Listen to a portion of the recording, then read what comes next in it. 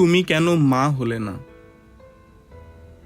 জন্মের মুহূর্তে এই পৃথিবীকে কেউ চেনে না, চেনে শুধু একটি স্পর্শ, মায়ের।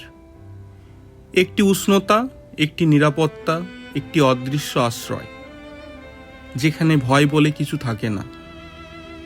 কিন্তু সব জন্ম কি আশ্রয় পায়? কিছু চোখ পৃথিবীতে খুললেই শূন্যতার দিকে তাকায়। ছোট্ট এই প্রাণটিও একদিন প্রথমবার চোখ মেলেছিল। অভ্যাসবশত খুঁজেছিল বুকের গন্ধ, খুঁজেছিল নরম লোমের ভেতরে লুকিয়ে থাকা নিরাপত্তা। কিন্তু সেখানে ছিল না কোনো আলিঙ্গন, ছিল না কোনো ডাক, ছিল শুধু নিঃশব্দ দূরত্ব। সে জানে না অভিমান কি, জানে না প্রত্যাখ্যানের অর্থ, তবুও তার ছোট্ট হৃদয় অপেক্ষা করতে শিখে যায় প্রতিটা মুহূর্তে কারোর জন্য। যখন বাস্তবতা তাকে শূন্যতা দিল, তখন সে কল্পনাকেই সত্যি বানিয়ে নিল। একটি নরম পুতুলকে সে বুকের কাছে টেনে নিল, যেন তুলোর ভেতর সে মায়ের হৃদস্পন্দন খুঁজে পাবে। সে বোঝে না ভালোবাসা আসল না নকল, সে শুধু বোঝে জড়িয়ে ধরলে ভয়টা একটু কমে যায়। হয়তো তার ছোট্ট মনে প্রতিদিন একই প্রশ্ন জাগে, মা, তুমি কি একবারও ফিরে তাকাওনি? একবারও কি অনুভব করনি কেউ তোমার উষ্ণতা খুঁজছে? সে তো কিচ্ছু চায়নি, না পৃথিবী, না স্বাধীনতা, না কোনো বড় স্বপ্ন। সে শুধু চেয়েছিল একটি বুক, একটি স্পর্শ, একটু নিরাপত্তা। নিঃশব্দ চোখে সে আজও পৃথিবীকে দেখে, আর পৃথিবী তাকিয়ে থাকে তার দিকে অসহায় বিস্ময়। কারণ কখনো কখনো সবচেয়ে গভীর কষ্ট কোনো শব্দ ছাড়াই বোঝা যায়। তাই প্রশ্নটা থেকেই যায়, তুমি কেন মা হলে না? তবুও জীবন থেমে থাকে না। ভালোবাসা তার পথ খুঁজে নেয়, মানুষের হাতে, সময়ের স্রোতে, অথবা একটি নরম পুতুলের উষ্ণতায়।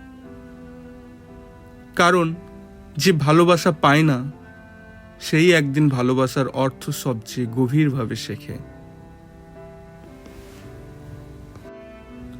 সম্প্রতি এই ভিডিও জনসমক্ষে উঠে এসেছে, যা অল্প সময়ের মধ্যে অসংখ্য মানুষের হৃদয় ছুঁয়ে গেছে। একটি ছোট প্রাণীর নীরব অনুভূতি আর তার একাকিত্বের গল্প যেন আমাদের বাস্তবতার এক গভীর দিককে সামনে এনে দাঁড় করিয়েছে। কে এই ছোট্ট প্রাণীটি? জাপানের Ichikawa city zoo and botanical gardens নামের একটি চিড়িয়াখানায় একটি ছোট্ট জাপানিজ মাকাক বাচ্চা বানরের জন্ম হয় 2025 সালের জুলাই মাসে। চিড়িয়াখানাটি অবস্থিত ইচিকাওয়া শহরে, যা চিবা প্রেফেকচার অঞ্চলের মধ্যে। এটি জাপানেরই একটা দেশের অংশ। এই বাচ্চা বানরটির নাম রাখা হয় পাঞ্চ। জন্মের কিছুদিন পরেই সমস্যাটা শুরু হয়। তার মা, মানে যিনি প্রথমবার সন্তান জন্ম দিয়েছিলেন, স্বাভাবিকভাবে তাকে কোলে নেননি বা দুধ খাওয়াননি। অনেক সময় এমন হয় যখন মা বানর নতুন বা অনভিজ্ঞ। ফলে পাঞ্চ কার্যত মাবিহীন অরফান লাইক কন্ডিশন হয়ে যায়। পাঞ্চের বেঁচে থাকার জন্য চিড়িয়াখানার কর্মীরা তাকে আলাদা করে হাতে ধরে বড় করতে শুরু করে। তারা তাকে বোতলে দুধ খাওয়ায়, নিয়মিত শরীরের তাপমাত্রা নিয়ন্ত্রণ করেন, মানুষের শিশুদের মতন যত্ন নেন। কিন্তু এখানে একটা বড় সমস্যা দেখা যায়।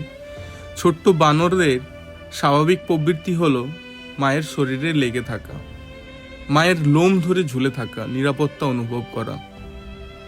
পাঞ্চের কাছে এমন কিছু ছিল না। পাঞ্চ যেন মানসিকভাবে একেবারে ভেঙে না পড়ে, তাই কর্মীরা তাকে একটি নরম খেলনা পুতুল দেয়। পুতুলটি ছিল একটি বড় অরাংওটাং প্লাস টয়। এই নরম পুতুলটি পাঞ্চ সবসময় জড়িয়ে ধরতে শুরু করে। সে পুতুলটিকে বুকে ধরে ঘুমাতো, হাঁটার সময় সঙ্গে রাখতো, ভয় পেলে শক্ত করে জড়িয়ে ধরত। এটা আসল মানুষের শিশুর টেডি বিয়ার অ্যাটাচমেন্টের মতোই।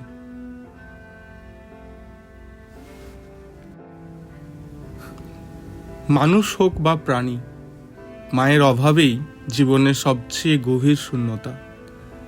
এই শূন্যতা শব্দে প্রকাশ করা যায় না।